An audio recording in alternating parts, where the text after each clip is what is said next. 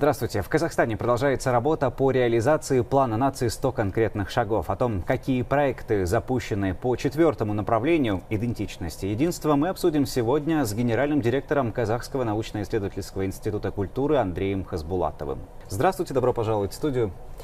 Добрый вечер, Иван. В первую очередь хотелось бы начать нашу беседу с того, что в целом означает вот этот проект под названием «План нации» для работников культуры, искусства и, собственно, той сферы, которую вы представляете. План нации «100 конкретных шагов» — это уникальный, четкий и своевременный документ для Казахстана, который раскрывает детальные и четкие задачи. Он заложил основы 5 институциональным жизненно важным реформам, которые станут гарантом конкурентоспособности Казахстана. За каждым пунктом президентского плана нации читается конкретный месседж: наша страна, наша нация, наше будущее. Но в частности хочу остановиться, как вы уже сказали, на 4-й институциональной реформе идентичности и единства. Это прежде всего идея Менгелек Йель. Менгелек Йель — это тоже совершенно оригинальная модель единства и согласия в обществе, которая обретает статус признанного в глобальном масштабе успешного казахстанского опыта. Важная функция в реализации этой идеи ложится на сферу культуры. Сфера культуры, которая влияет на общественное сознание. Ну, вообще, что касается культуры, да, вот если взять те программы, которые принимаются в стране, то можем с уверенностью сказать, что до нулевых, или даже до 2005 года эта сфера, она встречалась не так часто. Но если упоминалась, то так вот вскользь. И вот буквально последние годы мы уже наблюдаем то, что культуре придается большое значение, да, то есть вы тоже эту тенденцию отмечаете? Эту тенденцию отмечает, мне кажется, каждый деятель культуры, который находится в этой сфере. Хочу отметить заслугу Министерства культуры, потому что в 2014 году была инициирована разработка проекта концепция культурной политики, и в 2014 году с особым вниманием министерство разрабатывало этот документ, и в ноябре он был принят указом президента, была утверждена концепция культурной политики. Этот документ ждали многие, все деятели культуры, все учреждения культуры. На сегодняшний день мы видим уже определенные плоды. Я думаю, что концепция это, в принципе, и была предпосылкой для плана нации 100 шагов именно вот идентичности и единства. Давайте более подробно остановимся на деятельности института, который вы представляете, деятельность Казахского научного исследовательского института культуры. Над какими проектами сейчас работаете? Ну, на самом деле у нас тоже такое многовекторное направление в нашей деятельности. Мы занимаемся как научно-исследовательскими проектами, республиканскими, так и международными. Помимо этого у нас очень много археологических проектов. Мы выпускаем по результатам многолетних исследований различные монографии. Вот я сегодня к вам в студию принес некоторые из них. Но хочу остановиться на особо ярких проектах. По результатам определенных исследований мы выпускаем, как я уже отметил, монографии, в том числе научно-популярные фильмы. В частности, вот пару лет назад мы реализовали международный проект. Это международная экспедиция в Ереван, в Армению, и в Венецию, в Италию. Мы изучали древнюю кыпчакскую письменность XIII века. Наш главный научный сотрудник Александр Николаевич Горковец всю жизнь потратил, чтобы изучать этот документ. Он находится в Венеции, в библиотеке Марчиана. И мы перевели это на русский, казахский, английский языки. Сделали замечательные копии и сняли на эту тему документальный фильм. Документальный фильм стал очень интересным. Мы его показали в республике, за рубежом, в России, на отечественных телеканалах российских. Помимо этого, они приняли участие... Давайте до того, как фильм мы обсудим. Вот здесь мы что наблюдаем? Что это за Это рукопись древнекыпчакская, написана старокыпчакским языком. Как вы знаете, кыпчаки — это предки казахов. И этот документ вызывает огромный интерес у всей общественности, у научного мира, потому что помимо того, что он находится еще и в Венеции, далеко-далеко, скажем, от своего первоисточника. И мы сделали копии, и помимо этого перевели его на языки.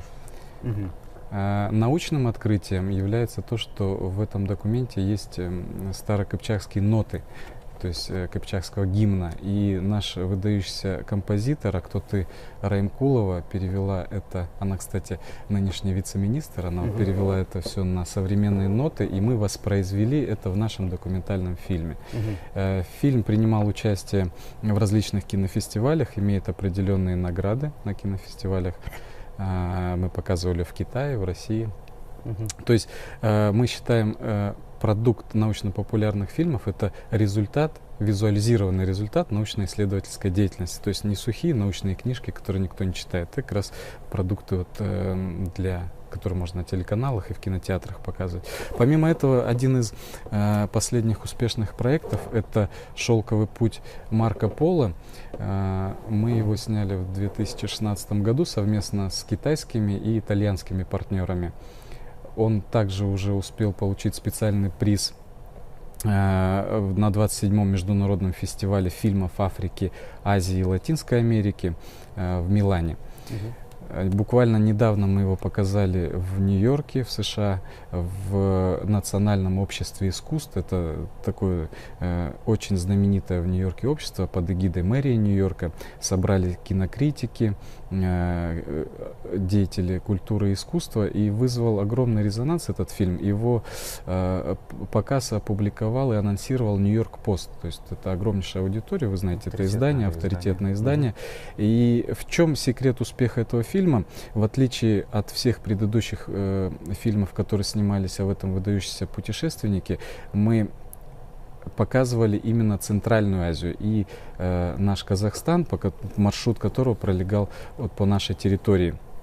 То есть многие спрашивают, почему вы берете Марко Поло, это как бы к нам отношения не имеет. Как раз таки его отец и Марко Поло в частности, они проходили по территории Казахстана в Китай и обратно. Поэтому мы в фильме показывали именно те моменты, которые находятся у нас в Казахстане. Мы показывали, фильм основан на его книге о разнообразии мира, и там он описывает, говорит, этот кочевник пьет кобылье молоко, это кумыс, этот кочевник играет на двухструнном инструменте, это домбра. Это все визуализировано в этом фильме. И, конечно, для европейцев, для зарубежной аудитории это вызывает интерес. А вот интересно, вот почему выбран был именно зритель в США, в Нью-Йорке? То есть на кого было рассчитано? На самом деле это также результат наших международных партнерств. То есть мы не ограничиваем показом только в США, мы как раз таки многовекторно хотим показывать его за рубежом широко, как в России, в Европе, так и в США. Потому что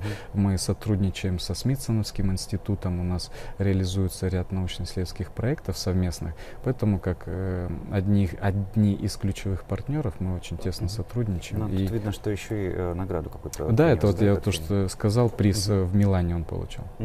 Ну, это что касается, да, такой вот визуальной составляющей в целом культуры казахстанской. Вот также хотелось бы остановиться на вопросе, который в том числе в последнее время очень часто поднимается. Это вопрос, связанный с археологическими проектами, то есть сакральными местами. Какая работа в этом направлении проводится? Ну, как вы знаете, вот совсем недавно вышла программная статья главы государства. Это модернизация общественного сознания. Там президент уделяет огромнейшее внимание развитию туризма, развитию культуры. И, как мы до этого говорили, в концепции культурной политики заложены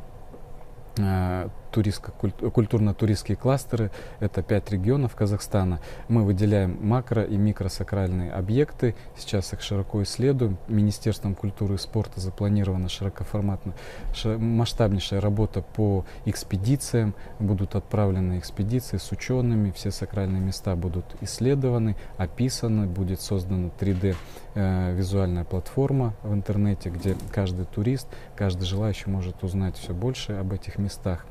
И, конечно, этим самым будет привлечено внимание туристской общественности Казахстана. Ну, кстати, если вернуться к предыдущему вопросу, допустим, вот «Шелковый путь Марко Поло» или под вечным «Оком неба». «Оком неба», да. То есть эти фильмы как-то может зритель увидеть в сети, или вот как найти, вот, допустим, тот, кто заинтересовался вот этими проектами? Да, то есть у нас там есть определенная структура, то есть новый дебютный фильм он должен сначала поучаствовать в кинофестивалях, потом в кинотеатрах, потом на телеканалах. Вот мы планируем показывать «Шелковый путь Марко Поло» на телеканалах, на республиканских уже вот в середине этого года. Возвращусь к вашему вопросу. Институтом также реализуются археологические исследования. Это, в частности, Отрар, Кулан, Культюбе, это поселение Ботай, Токсанбай, петроглифы Тарбагатай, Тамгалы.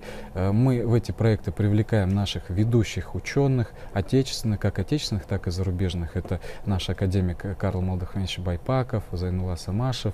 Мы очень тесно сотрудничаем с реставратором Крымом Алтынбеком. То есть во всех наших проектах руководителями являются все наши отечественные выдающиеся ученые.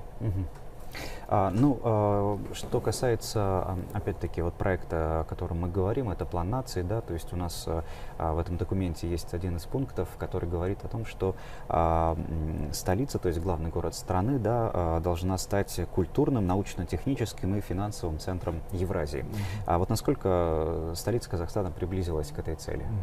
Ну, я думаю, на сегодняшний день это расцвет этого шага, потому что в рамках проведения специализированной выставки Экспо все мы видим, насколько наша столица расцвела, насколько к ней огромнейшее внимание всего мира. Убеждаюсь в этом каждый день, потому что занимаемся проектами, приезжают различные зарубежные наши партнеры, ученые, представители культуры, науки и искусства.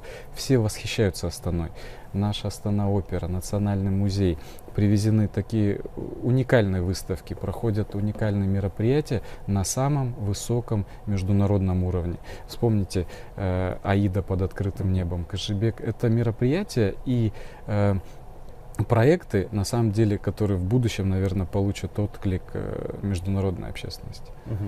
Ну, если развить тему, которую мы начали в начале нашей беседы, это идентичность и единство, вот вообще в целом хочется услышать ваше личное мнение, что вы вкладываете вот в эти слова в разрезе, опять-таки, той работы, которую проводите. На самом деле, я очень счастлив, что есть возможность реализовывать эти проекты под эгидой плана нации, выполнять эти шаги. И действительно, президент поставил очень высокую планку для всего научного мира, для мира культуры. Действительно, эту планку ни в коем случае нельзя опускать, нужно стремиться вперед, как говорится, двигаться вперед. Поэтому я думаю, что вся общественность, научная и творческая интеллигенция должна как бы следовать этим планам. Отлично. Что ж, осталось пожелать вам успехов в дальнейшей вашей работе. Очень интересно за ней наблюдать, и хочется как можно скорее увидеть ее дальнейшие результаты. Я напомню, мы беседовали с генеральным директором Казахского научно-исследовательского института культуры Андреем Хасбулатовым.